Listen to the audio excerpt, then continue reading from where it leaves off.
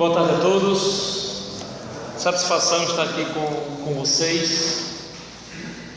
Já tenho ouvido muito sobre o trabalho dos irmãos aqui, fico feliz em poder hoje participar com vocês de mais este evento. E basicamente o meu compromisso com vocês vai ser exatamente fazer uma introdução bastante geral ao pensamento de Agostinho e, claro, destacando questões tanto filosóficas quanto teológicas. E a divisão foi proposital. Nós estamos estamos comemorando neste ano 500 anos da Reforma, e os temas teológicos mais pontuais que vamos tratar aqui diz respeito à fé reformada, calvinista, cristã, a fé bíblica, a verdadeira fé bíblica. Então, minha palestra é dividida em dois momentos. O primeiro, vou considerar alguns aspectos filosóficos, e no segundo, considerarei alguns aspectos teológicos. Na verdade, esses aspectos em Agostinho, eles não têm essa divisão filosófico-teológica. Nós é que dividimos isto, né? Porque Agostinho, de certa forma, não tem como você separar o Agostinho teológico do Agostinho filosófico. Nós é que fazemos didaticamente essa divisão, embora, obviamente, há temas que ele trata mais pelo viés filosófico do que pelo viés teológico. Mas Agostinho era um bispo da igreja e tinha compromisso com a fé bíblica, com a revelação, com a palavra de Deus, e ao mesmo tempo queria trazer resposta, diríamos hoje, uma expressão que o pastor Gaspar gosta muito, né? Ele tentou sempre ter um pensamento biblicamente direcionado, biblicamente conduzido, e para isto ele se utilizou de palavras, de termos, de discussões no âmbito acadêmico, filosófico em que ele viveu, mas obviamente quem estava falando ali era algum crente, era alguém que tinha compromisso com Deus e com a sua palavra. Eu vou dispensar aqui elementos biográficos a respeito de Agostinho. Isso aí vocês encontram em qualquer bom site da internet, né, sobre Agostinho. E com relação ao pensamento filosófico, eu quero tratar basicamente de três temas. Eu vou tratar do tema do conceito de Deus, que é a base de toda a teoria agostiniana. Sobre qualquer coisa que Agostinho vai falar, ele começa a discutir sobre Deus. Então, vou falar sobre Deus. Depois, como esse conceito de Deus estabelece aquilo que eu estou chamando aqui de metafísica agostiniana ou ontologia. Em Agostinho ainda não tinha essa divisão de ontologia e metafísica é uma questão recente. E depois, alguns aspectos da epistemologia agostiniana, baseada exatamente no conceito de Deus e no conceito da metafísica. E aí cumprirei a minha primeira parte sobre os aspectos filosóficos. Na segunda parte, os aspectos teológicos, eu quero falar um pouco sobre a ética agostiniana. Depois falarei sobre a questão da providência de Deus, o conceito de providência, que inclui o conceito de história e, portanto, a filosofia da história de Agostinho. E, por fim, encerrarei com um tema em comemoração à reforma, bastante caro aos nossos pais reformados, que é a perseverança dos santos. Como é que Agostinho entendia basicamente isso, exatamente entendendo o seu conceito de providência, entendendo o seu conceito de história. Então vai ser esse meu percurso. Espero que Deus nos abençoe com a sua benção para essas palestras. E depois eu estava pensando ali, puxa vida, falar depois de Mariana, falar depois de Vinícius, difícil, mas peço a bênção de Deus sobre nós. Eu vou começar por onde Agostinho começaria. Se Agostinho viesse dessa minha palestra aqui, certamente ele leria o primeiro versículo de Gênesis: no princípio criou Deus os céus e a terra, ponto. Acabou-se. Se a base, esse versículo seria a base de toda a proposta agostiniana. Eu não sei como é que vamos fazer. Faz o seguinte, para não ficar passa agora, tu enches a tela e depois eu mando para tu encher a tela, não fica assim enchendo a tela, para a gente não pode encher a tela. Situando um pouco de Agostinho, Agostinho é um intermediário entre o cristianismo que eu estou chamando aqui de primitivo e o cristianismo medieval. O cristianismo primitivo aqui seria exatamente aqueles primeiros séculos de solidificação da fé cristã, passada a era apostólica, tivemos os pais apostólicos, depois os pais apologetas, depois tivemos aquele período de solidificação dos grandes concílios iniciais da igreja, onde a fé bíblica estava sendo difundida e sendo defendida de uma maneira mais robusta. E no final, vamos dizer assim, ou como a cereja do bolo desse período, geralmente as pessoas dividem o período medieval em dois grandes períodos, né? O período patrístico e o período escolástico. Agostinho estaria exatamente na cereja do bolo do período escolástico, período patrístico. Ele é que encerra aquele ciclo de discussões. Está numa vantagem muito grande, porque ele já tem discussões para trás deles, né? A Trindade já tinha sido discutida, as duas naturezas de Cristo já tinham sido discutidas, a questão do batismo já tinha sido discutida, da unipersonalidade do Cristo já tinha sido discutida, da veracidade, da inerrância e da inspiração das Escrituras já tinham sido discutidas. Então ele está, de certa forma, num espaço de conforto, porque ele tem para trás dele todo um histórico. E talvez seja exatamente por causa disso o motivo que ele foi grande na cereja do bolo, entre esses dois grandes estados do período medieval, patrística e escolar. Sem dúvida foi o maior patrístico, sem dúvida alguma. Ele tem basicamente, é um homem crente, falei para vocês, está no âmbito da fé cristã, mas ele herda alguns, vamos dizer assim, ele tem algumas heranças ainda na filosofia, né? Curiosamente, Agostinho é chamado de platônico, né? Se vocês quiserem, enquanto Tomás de Aquino foi aristotélico, Agostinho foi platônico. Isso é uma leitura assim um tanto que geral, porque rigorosamente falando, tem muito de Aristóteles em Agostinho em termos de filosofia. Poderíamos classificar Agostinho também como sendo um aristotélico. Portanto, eu coloco ali como ele tendo herança filosófica tanto de Platão quanto de Aristóteles. Leu muito, e era muito até mais próximo dele, né, os pensadores romanos, sobretudo Cícero. Cícero deu grandes contribuições aliás, basta dizer a vocês que foi lendo Hortênsios de Cícero que ele diz, né, ali eu conheci a filosofia. Então Cícero como que o conduziu à filosofia. E também no outro contexto aí muito mais próximo que ele, o neoplatonismo, né? Sobretudo as obras de Plotino, por meio de quem ele conhece Aristóteles e conhece Platão, né? Agostinho não lia em grego, e aí ele tinha mediação das traduções feitas, e tudo aquilo que Plotino também ressaltava em suas obras a respeito de Platão e de Aristóteles. Isso tudo nos seus escritos, é importante demais ressaltar isso aqui. Agostinho não foi assim um pensador sistemático, se dificulta um pouco, né? Agostinho é aquele tipo de, eu imagino Agostinho pregando, seria um horror em termos da homilética hoje, né? Não tinha certamente Vinícius 3 pontos como você acabou trabalhando aqui como um bom batista, né? 3 pontos, ou como um jesuíta, os 3 pontos, não existia isso. Era aquele tipo de autor, pensando a partir dos seus escritos, obviamente, né?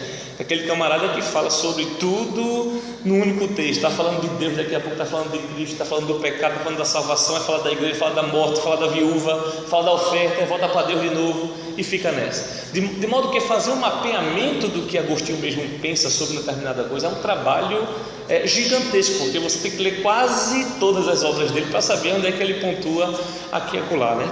É por isso, por exemplo, que é muito complicado tratar de temas delicados de Agostinho, que é o caso do livre-arbítrio, por exemplo, né? Muita gente pensa que Agostinho expôs a sua teoria do livre-arbítrio num livro chamado Livre-arbítrio. É um crime pensar desta maneira. Agostinho tem um nome no livro, é verdade, sobre o livre-arbítrio. A discussão dele ali não está falando, por exemplo, nesse livre-arbítrio que nós entendemos, nesse livre-arbítrio que é tão discutido hoje no âmbito da soteriologia. Só para mostrar a vocês a gravidade da coisa, né? Agostinho escreve o livre-arbítrio contra os maniqueus. A questão não é soteriológica, a questão é sobre o problema do mal. Aí tem gente que pega o livro, está aqui o livre-arbítrio, o que ele pensava, mas ele não só pensava isto, tem mais coisas sobre o livre-arbítrio que ele pensou durante toda a sua vida, inclusive. Então, pontuar, esse é o livro que Agostinho fala isso. Aliás, para ser muito sincero, poucos livros ele conseguiu mesmo tratar de um tema como deve ser. Vou citar 2 deles aqui para vocês, mas curiosamente só fez isso de maneira mais clara no final da sua vida, quando já estava mesmo As pessoas pensam assim, né? Quando vão ficando mais velhos, vão ficando mais pontuais e tudo mais. Pronto, isso aconteceu na vida de Agostinho mesmo. Quando ficou mais velho, foi quando ele escreveu com uma maior precisão sobre as coisas. Pode passar, e eu começo exatamente tratando do conceito de Deus e depois a metafísica. Antes da sua conversão, Agostinho, todos vocês sabem, né? Pensa num homem inquieto. E uma das buscas dele era exatamente a respeito do que era Deus, onde está Deus, onde eu posso te encontrar, ó sapientíssimo. Várias vezes ele fala isso nos seus diálogos, etc.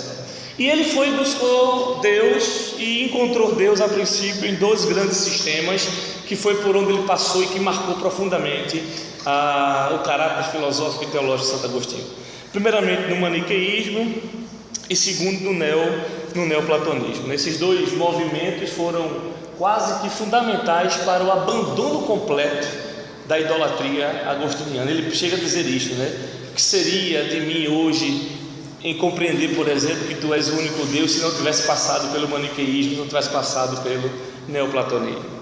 O contato dele com o maniqueísmo também possibilitou 2 coisas interessantes e muito importantes para a compreensão de Agostinho. Primeiro, a questão do problema do mal, que ele jamais abandonou. O problema do mal inquietou Agostinho desde que ele nasceu até o último dia de morte.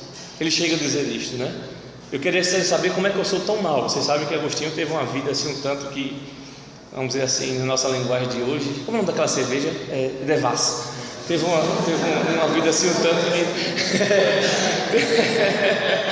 teve uma vida assim um tanto que devassa, né? Então ele queria compreender de onde é que vinha esse desejo dele, ou essa coisa dele ser tão perverso, tão mal, né? Então passou 9 anos lá com o maniqueísmo e disse: pronto, seus problemas acabaram, Agostinho. O tabajara do maniqueísmo satisfez Agostinho durante 9 anos. Mas ele viu depois que o barco era furado, que aquilo não trazia explicação para coisíssima nenhuma. E o checkmate foi quando ele teve uma discussão com o bispo maniqueu, o maior nome no maniqueísmo na época, e o bispo não conseguiu responder absolutamente nada do que Agostinho havia perguntado. Esse barco é furado, saiu e foi exatamente para o neoplatonismo. Pelo menos no neoplatonismo, veja qual é o percurso dele, né? O maniqueísmo defendia exatamente essas 2 perspectivas com relação à existência de todas as coisas. Tudo é bem e tudo é mal, porque tudo deriva, a ideia de criação que está presente no maniqueísmo, mas tudo deriva exatamente do antagonismo de 2 forças coeternas e coiguais: Deus bom, Deus mau. Então tudo é bem e mal ao mesmo tempo. Quando ele faz a migração para o neoplatonismo via Plotino, ele cai exatamente o que vai dar sustentação para ele acreditar mesmo que Deus é o Deus uno, porque essa ideia do uno do neoplatonismo, ela de certa forma tem alguma similaridade com aquilo que nós chamamos de unicidade de Deus, obviamente resguardando aqui suas grandes diferenças para a ideia da unidade dentro do corpo da Trindade, por exemplo, no âmbito do cristianismo. Mas Agostinho vê isso como um salto, e é exatamente nesse momento que ele sai do maniqueísmo e vai para o neoplatonismo que ele tem aqueles encontros lá com Ambrósio em Milão.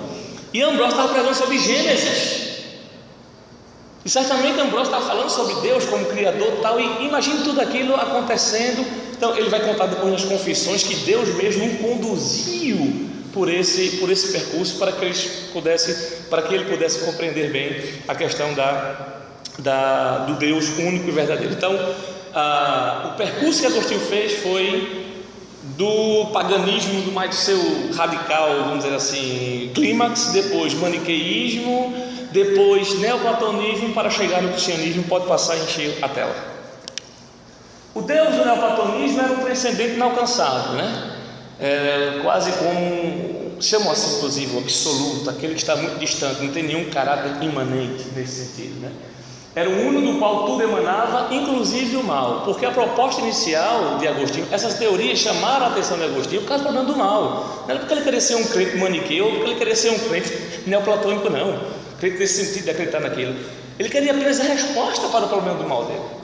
E a resposta para o problema do mal encontrou primeiramente no maniqueísmo e depois na platonismo, porque ambos falam sobre o mal. Mas isso passou, e Agostinho se converteu e corrigiu, vamos dizer assim, todas estas ideias. E ele corrigiu exatamente dizendo aquilo que as Escrituras revelam a respeito de Deus.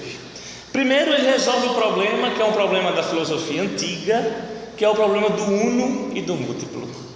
Se eu perguntasse a vocês o que é isso aqui, minha gente, me digam por favor. Estão com medo, minha gente? Feito o Vinícius aqui, vocês não estão presbiterianos não, é? Isso é um copo, isso também é um copo. E veja, a ideia que nós temos é objetos diferentes. Isso aqui não é igual a isto, né? Se for, por exemplo, apelar para a lei de Leibniz, nada é igual a nada.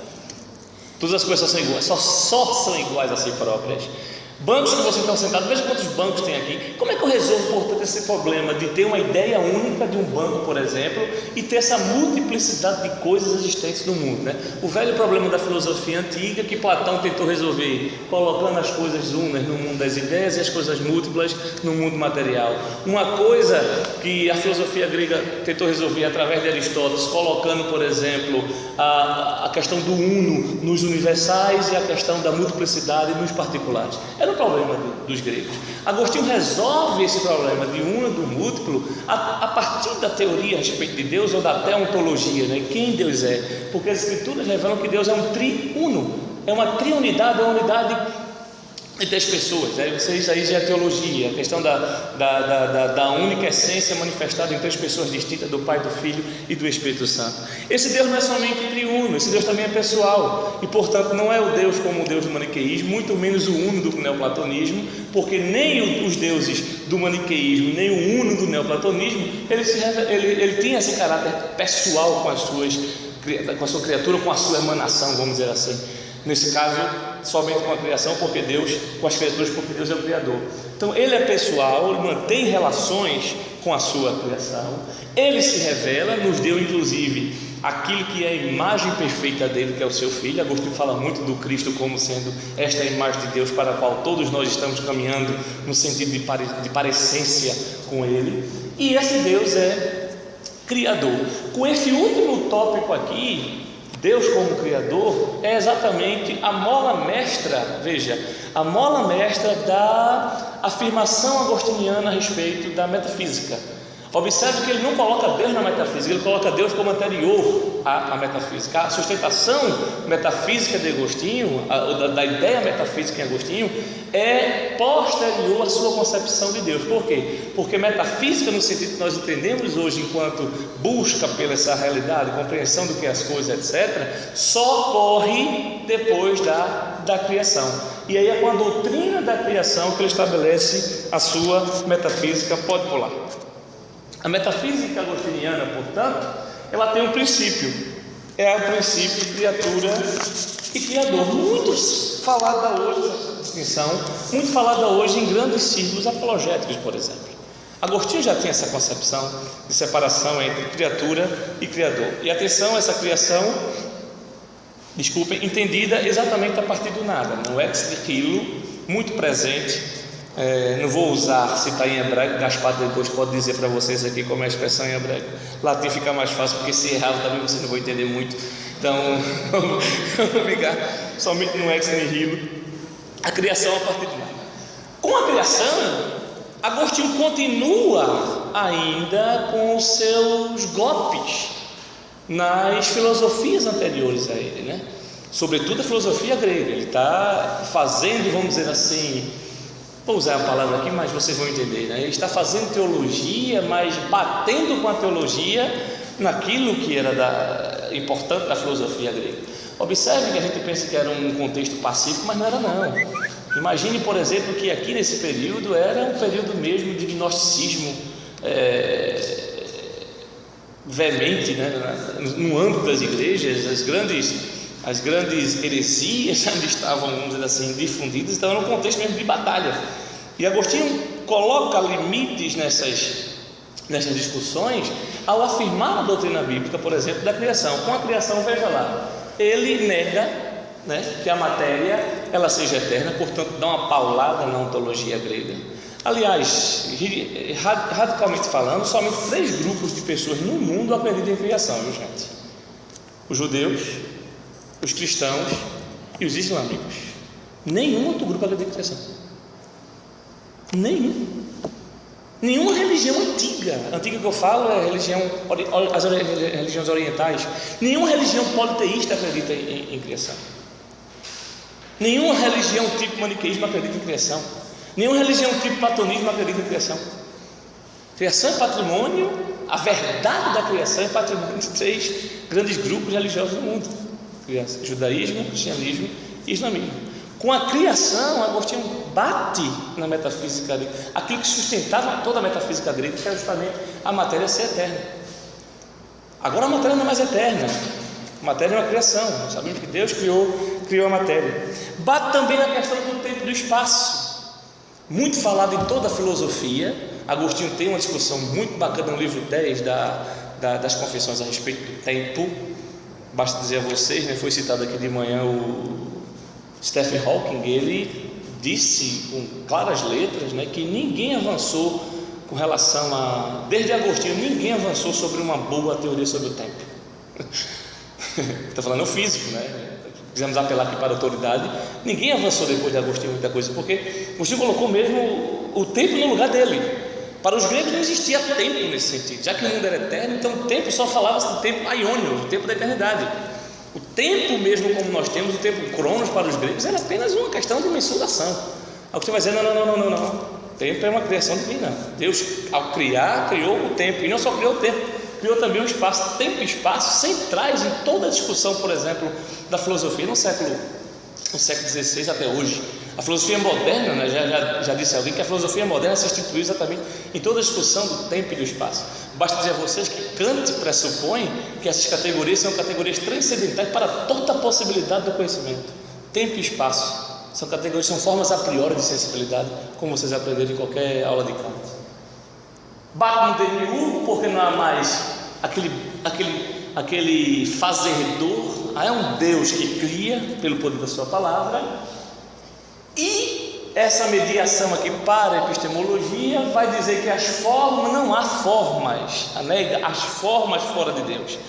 Forma aqui no sentido mesmo platônico do termo, no sentido de que o que é que faz as coisas serem o que elas são. Eu gosto muito de brincar com meus alunos, né? Porque aqui não tem um quadro, mas eu gosto de pegar o número 1 e desenhar o algarismo, né? 1 no quadro. O que é isso aqui? É todo mundo um professor. Eu digo, não, isso não é um. O que é isso aqui agora? Eu desenho um triângulo. O que é isso aqui? É um triângulo. Não. Vou brincar com eles, né? O que vocês estão vendo aqui são representações do que é o um e do que é o triângulo. A aula do platonismo fala muito isso, né? Porque um é um conceito, triângulo é um conceito, né? É mais ou menos aquilo que os professores de física falam para a gente, né? Considere, desenha uma linha toda troncha no quadro. Aí diz assim: considere esse plano sem atrito. Como? Não tem nem como. Faz um desenho mal feito, todo troncha, diz: considere esse ângulo como 90 graus. Não tem nem condições de pensar aquilo lá. Porque a questão do plano sem atrito, aí, alguns livros falam, né? O plano ideal, exatamente. No âmbito ideal do conceito, nós temos o triângulo perfeito, o círculo perfeito, nós temos as formas perfeitas. Banco não é isto, né? Platão diria: isso aqui é uma representação do banco, porque isso aqui também tem a mesma representação do banco. Se eu perguntasse a vocês que objeto é esse, vocês me diriam livro. Que objeto é esse, vocês me diriam livro. Vocês estão vendo aqui coisas diferentes, mas eles possuem a mesma forma de livro. Seria esta a ideia.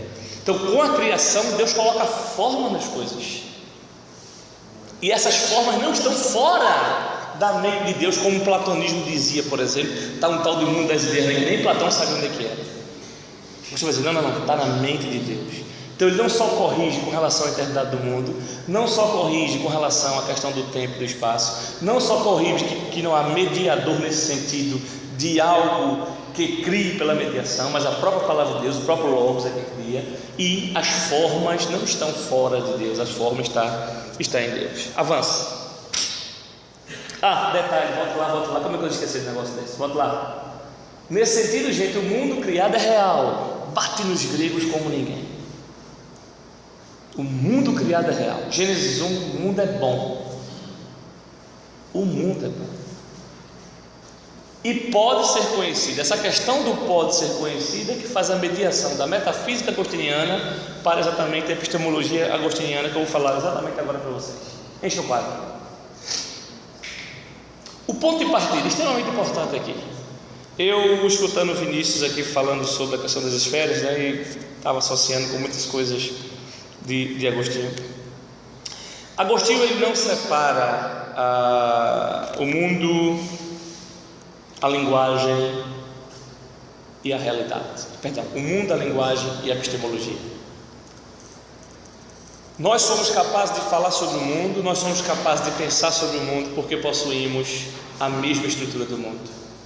Deus, quando fez o mundo, Deus não fez o mundo à revelia, né? E se vocês olharem o preciosismo de Deus nos primeiros capítulos, no primeiro capítulo de Gênesis, né? Os dias ali, como foi feita a separação e tudo mais, tudo aquilo estabelece o que Agostinho vai chamar depois de a ordem, né? A harmonia perfeita.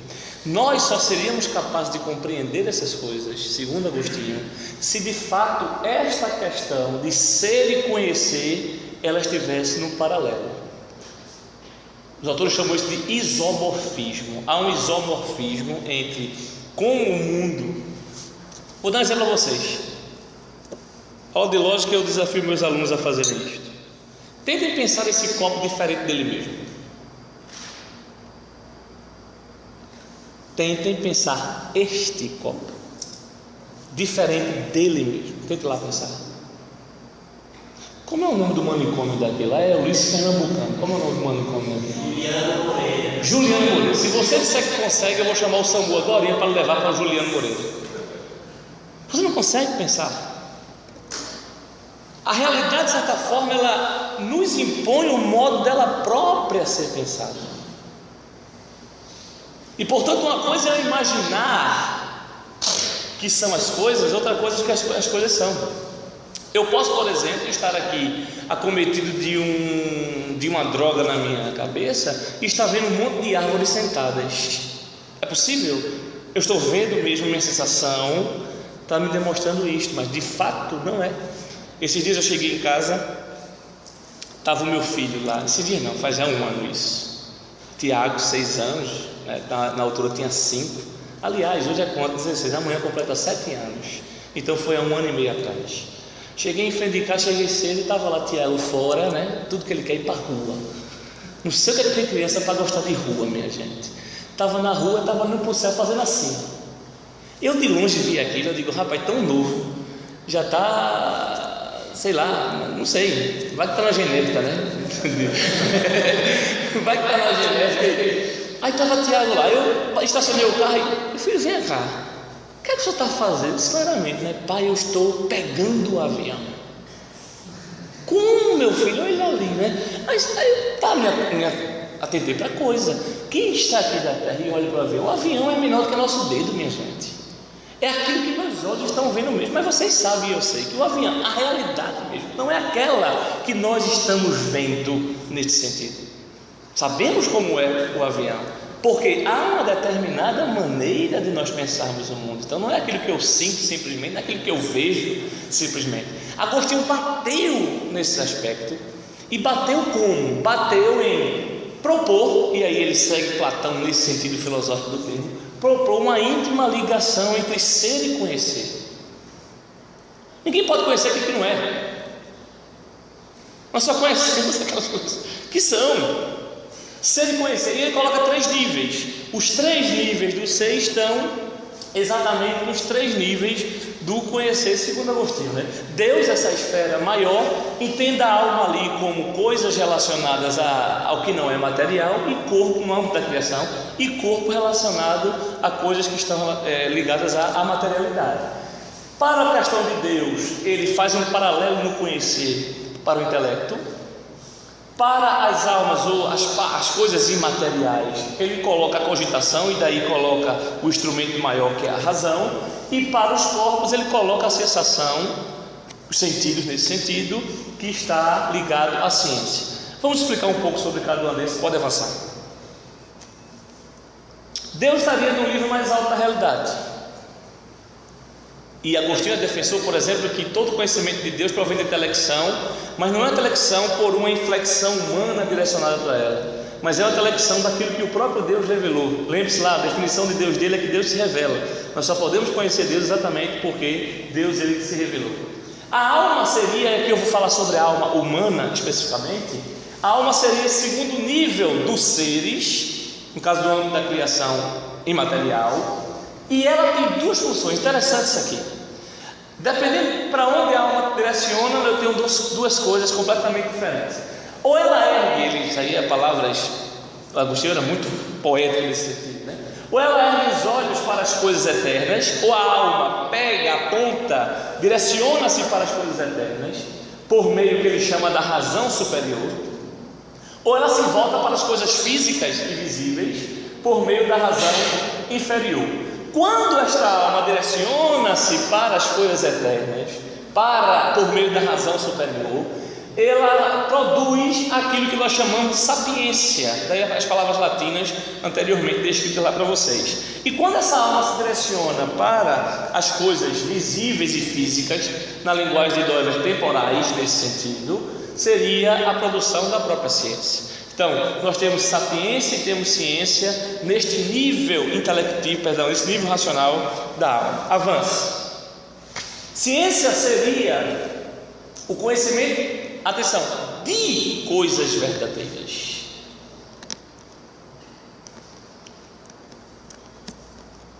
De coisas verdadeiras. É verdade, por exemplo, que eu estou aqui em que bairro é esse mesmo? Ambaí. Tambaí. É verdade isto. Isso é uma coisa verdadeira, porque vocês estão sentados me ouvindo. Quer dizer, eu espero. Sentado me ouvindo, você pode estar sentado olhando para mim aqui, e como diz lá na minha terra, no mundo da lua. É possível? É possível. Isto é verdade. Quando nós temos conhecimento dessas coisas, nós temos conhecimento de coisas verdadeiras. É um reconhecimento racional daquilo que é real e temporal. Para fazer ciência. Agora, quando nós temos conhecimento da própria verdade, que isso se dá exatamente pela direção da alma em relação às coisas eternas, nós temos a sapiência, que seria um reconhecimento intelectual daquilo que é eterno, daquilo que é perene, daquilo que é duradouro. Assim, a sapiência para todos é superior à ciência, porque se preocupa com a aquisição da felicidade e do fim último da existência humana, que segundo a confissão que todos nós aqui subscrevemos, né? Vocês muito mais do que eu, porque eu subscrevo as 3 formas de unidade, é o fim último do homem, glorificar a Deus e gozá-lo para sempre. O gozo ali dá também esse entendimento do conhecer a Deus, corretamente, obviamente. Conhecer a Deus nesse sentido de ter sapiência, de buscar as coisas eternas, daquilo que constitui a esfera divina.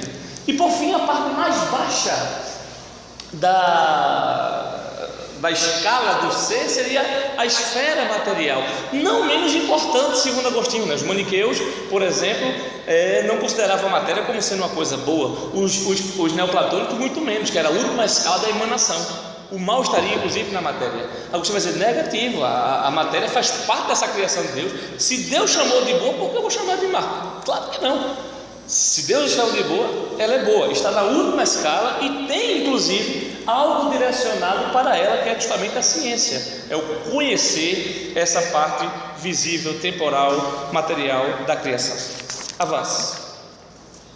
O nível mais baixo é o nível da sensação, né? Que é comum aos homens e aos animais. Diferentemente de muitos ecólogos, hoje as plantas não conhecem, viu gente? Porque o pessoal hoje dá tanta coisa à planta, chama a planta de mãe, diz que ela tem filha, diz que ela tem neta, diz que planta chora, diz que planta abraça. Foi falado aqui, né? Abraça a planta. Bem, é possível reconhecer uma certa mobilidade sensitiva nos animais. A Bíblia demonstra isso. Deus, por exemplo, se preocupa grandemente com os animais. Basta vocês, por exemplo, olharem o que está descrito em Jonas, que Deus se preocupou com os animais lá em Nínive, né? Então, há uma preocupação bíblica. Aliás, Deus usa animais às vezes para nos corrigir, né? Veja lá a mula de Balaão, que corrige o profeta. Então, assim, há uma preocupação bíblica. Não que Deus não tenha preocupação, por exemplo, com as árvores, não é isso. Mas pelo menos no lado sensitivo, os animais são moventes, por exemplo, contrariamente às plantas, e tem, de certa forma, um nível de sensação. Então é comum aos homens e aos animais, e tem como objeto, né, as coisas existentes do mundo dos particulares, que é o nosso mundo. O segundo nível é o nível da cogitação. Estou falando agora em termos da relação do conhecimento com o grau de existência no mundo. O nível da cogitação, que é o julgamento dos objetos dos sentidos por meio dos padrões racionais das formas eternas. E aqui merece esclarecimento, porque, como eu falei para vocês, na perspectiva de Agostinho, Deus nos criou de tal maneira que nos dotou de capacidade para nós conhecermos a sua criação. Aquilo, por exemplo, que foi falado aqui como o que nós chamamos hoje de mandato cultural. É possível nós conhecermos, nós fazermos cultura, nós fazermos ciência, porque, segundo Agostinho, Deus nos deu essa capacidade para nós mantermos uma certa relação cognitiva, uma relação epistêmica com as coisas criadas. E isto ele vai colocar num único conjunto que ele chama de imagem de Deus. O fato de Deus nos ter criado a sua imagem e semelhança implica, dentre outras coisas, nessa capacidade de nós termos conhecimentos a respeito da sua criação. E é justamente aqui nesse aspecto de padrões racionais, já vou explicar sobre a teoria da iluminação. É como não, é assim mesmo para ele, né? O fato de nós sermos imagem e semelhança de Deus, nós já somos dotados destes padrões universais. Deus partilhou conosco as formas que Ele deu ao mundo. Algumas dessas formas é partilhada para nós, e há um movimento para que essas coisas sejam implantadas e, portanto, conhecidas. Por exemplo, se perguntasse a vocês aqui qual é o maior isto, vocês diriam de imediato, em condições normais, obviamente, em condições normais. É bem verdade que hoje os racionais diriam assim: depende do que você está chamando de maior, não é isso, Vinícius? Depende do que você está chamando de maior. Mas eu pego e digo exatamente, independente, vamos chamar de maior de A. Quem é A aqui? Claro que eles vão dizer quem é A. Então é uma forma de você querer baratear as coisas, ou de certa forma olhar as coisas de maneira leviana, mas no fundo, o mundo está dado. Por mais que eu queira negar que eu estou aqui em Tambaí, eu não estou em outro lugar que não aqui. Não tem como, é a famosa filosofia tiririca, né? De vez em quando eu não sei se aquilo lá é dele mesmo, mas pelo menos dá para a gente ter coisas profundas ali. Uma delas é essa, né? Me lembro que eu estudando sobre essas coisas, aí mandaram para mim no zap, né? Frase de tiririca, enigma, né? Todas as vezes que eu quis fugir de mim, eu não consigo, porque onde eu vou eu estou. Mas claro que onde ele vai ele está. Não fala hoje, né? Fuja de você mesmo, não sei o que e tal.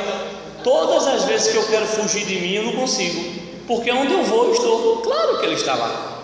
Não tem como fugir. Como não tem outra maneira de nós vermos o mundo? O mundo está dado. O mundo está dado. Aqui não é aí. Independente do nome que nós possamos dar a isto, independente disto, nós temos padrões racionais. Por exemplo, ninguém sem consciência pode, por exemplo, infringir a lei do pensamento da não contradição. Eu não posso ser pai e não pai ao mesmo tempo. É bem verdade que, em algum sentido, eu posso ser pai e não pai. Em que sentido? Sou pai porque fiz, e não sou pai porque eu não crio. Mas não é sob as mesmas condições. Isso aqui não pode ser verde e não verde ao mesmo tempo. Não pode ser verde, não. Eu não posso dar um atributo, tirar esse atributo da coisa ao mesmo tempo sob as mesmas condições. Isso não é invenção do Ocidente, nem do cristianismo. Isso é um princípio racional universal. Todas as coisas são iguais a si próprias. Você é igual a você. Mesmo que hoje o racionalismo linguístico diga você não é você. Você é um nós, aí piora mais ainda, né? Você é um nós, aí piora mais ainda. Então são padrões racionais que estão impostos. Aristóteles chamou isso aqui de lei do pensamento. Agostinho diz: padrões racionais dados por Deus a nós, pelo fato de nós sermos criados à imagem e semelhança de Deus. Terceiro nível é o nível da intelecção, né? Está ligado à contemplação da verdade. É quando nós mesmos chegamos a contemplar essas verdades. Imagine, por exemplo, diante de uma revelação bíblica a respeito da salvação que nós temos em Cristo, em coisas que o olho não viu, nem ouviu, etc. e tal. Quando vislumbramos essas coisas, obviamente pela fé, é que nós temos a sapiência, segundo Agostinho. Estaria no livro da intelecção. Avance. Existe, portanto, para Agostinho, um processo para que isto ocorra. Como é que nós chegamos a conhecer de fato? Conhecimento para Agostinho está ligado ao conhecimento das formas. Ninguém conhece coisas particulares, conhecemos formas, segundo ele. E isto era impossível sem o auxílio de Deus, a ajuda de Deus. Imagine que é Deus que tem todo o tesouro do conhecimento. É o Cristo de Deus que possui todo o tesouro do conhecimento. Ele não somente nos dá, como Ele é a própria fonte deste conhecimento. A própria onisciência de Deus mostra esta verdade. E Agostinho entende exatamente isso, né? Toda a verdade, aquela famosa frase, toda a verdade é verdade de Deus. Agostinho diz, toda a verdade é verdade de Deus, todo conhecimento é conhecimento de Deus. Todo conhecimento verdadeiro, obviamente, né? Que é possível nós termos conhecimento equivocado, errado. Vou dar exemplo a vocês. Não vou dar exemplo não, vocês já sabem. Vou dar exemplo a vocês. Nós conhecemos muitas coisas. Aí que está, porque verdadeiramente conhecimento não pode estar errado. Não existe conhecimento errado. Se é conhecimento da verdade. Se é conhecimento daquilo que de fato ocorre, né? Sem brigar aqui com as atuais discussões, mas imagine, por exemplo, a definição de Platão de conhecimento como sendo crença verdadeira justificada. É uma crença, essa crença tem que ser verdadeira. Crença sim, eu posso ter falsa, né? Eu acreditei mesmo, minha gente, que em 2014 a Copa era nossa, mas eu comprei camisa no dia do jogo da Alemanha, fui fazer pipoca, quando eu voltei já estava 2-0. Foi a questão de eu ir na cozinha e voltar. Mas eu acreditava mesmo, eu digo, olha, ninguém tira essa Copa não, a gente vai entrar em campo, vai roubar, vai comprar juiz, vai fazer, é nossa essa Copa.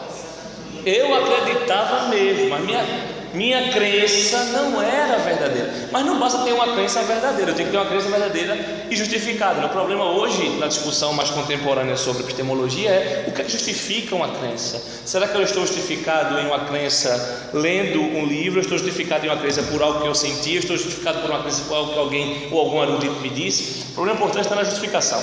Não entrando nessa discussão, crença verdadeira justificada, eu só posso conhecer aquilo que é verdadeiro. Verdadeiro é aquilo que é. Verdadeiro é aquilo que é, e portanto não pode ser um conhecimento falso. Eu posso ter uma crença falsa, mas um conhecimento falso não, porque todo conhecimento é conhecimento da verdade, nesse sentido. Então Agostinho diz, se todo conhecimento é verdade, Deus sendo a verdade, e todo conhecimento, portanto, nosso, depende dele. Todo conhecimento depende dele. E como é que se processa isso? Se processa isso naquilo que ele chamou, né?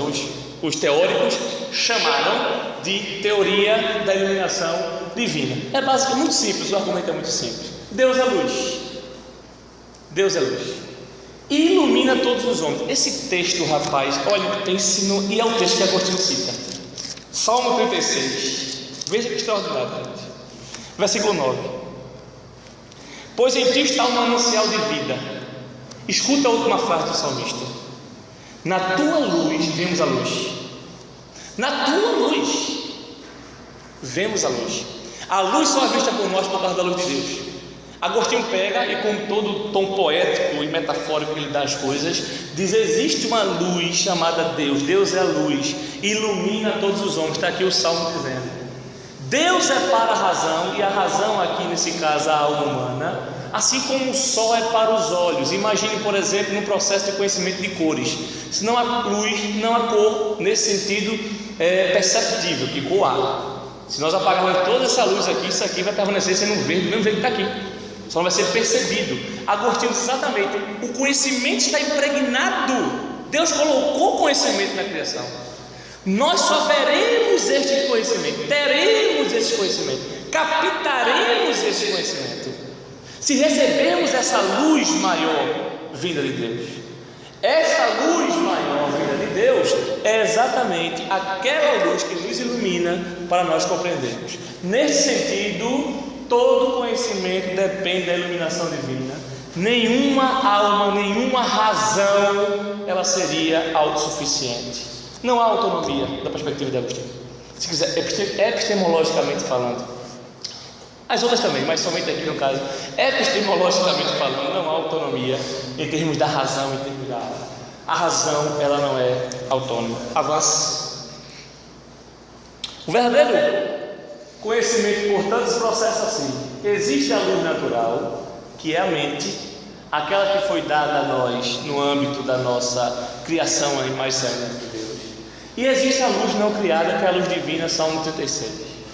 A estrutura da nossa mente é a mesma estrutura da realidade. O isomorfismo é pressuposto aqui por Santo Agostinho, e não somente o isomorfismo entre linguagem e pensamento, não somente o isomorfismo entre pensamento e mundo, mas também entre linguagem e mundo. É por isso que nós falamos das coisas, por isso que nós compreendemos as coisas, porque há esse isomorfismo. A luz criada na nossa mente precisa da luz não criada para obter conhecimento. Atualizamos, isso aqui já é uma versão mais atual da teoria, atualizamos conhecimentos latentes de verdades necessárias, segundo ele, intocadas em nossas mentes. Algo parecido, mas muito mais sofisticado, mas algo parecido com a tal de ideias inatas de Descartes, que foi o pai da filosofia moderna, como vocês bem sabem.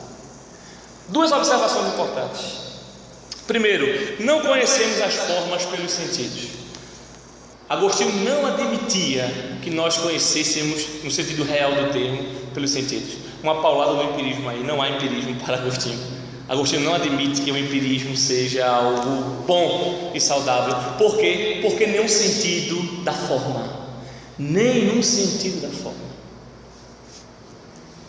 Os cientistas estão ligados aos particulares. O cientista está ligado a este copo e não ao copo. O cientista está ligado a esta cor verde e não ao verde. Quando você diz, quer ver uma coisa? Quem aqui se lembra da primeira cor verde que viu na vida?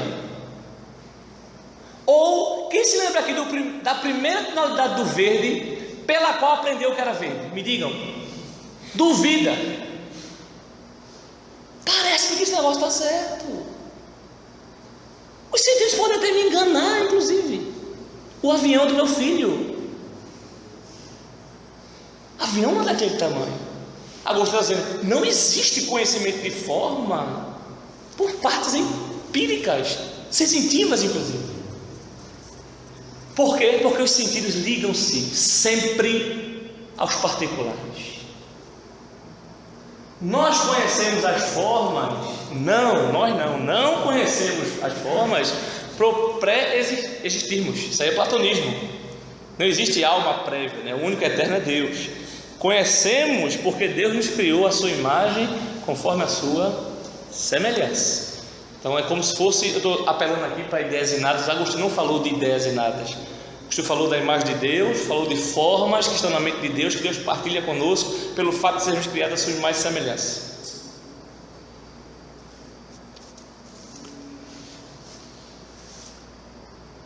Bem, eu acho que só com relação ao teoria do conhecimento. Portanto, o percurso meu foi este, né? Mostrar que Agostinho parte, não abre mão, Gênesis 1 em 1. Mostrar que Gênesis 1 em 1 estabeleceu a metafísica agostiniana, sobretudo a distinção clara entre criatura e criador. Observe como isso vai se reverberar em toda a sua obra, né? Imagine, por exemplo, uma obra como esta, A Cidade de Deus. Olhe, sinceridade, é inadmissível. É inadmissível pessoas que frequentemente participam do Encontro Calvinista de Filosofia da Paraíba não ter lido a obra A Cidade de Deus. É inadmissível, minha gente. Começa com dois amores. Um coração que ama coisas temporais e outro coração que ama coisas eternas. Um coração que ama a criatura, outro coração que ama o Criador. A base metafísica, ela vai perdurar nas obras de Agostinho, mas quem dá a sustentação dessa base metafísica é o conceito de Deus. Não é à toa que o primeiro mandamento começa sobre Deus. Aliás, todos eles, né? Mas aquele mais específico começa. Estou falando isso porque ele fala sobre isso, né? Veja para onde devemos conversar. Olhe os mandamentos. Não terás outros deuses diante de mim. Ponto. Deus é a chave para Agostinho. Como falei, não há autonomia nesse sentido. Deus é a chave. Meus 50 minutos e 16 segundos, minha gente, acabaram de concluir. Obrigado.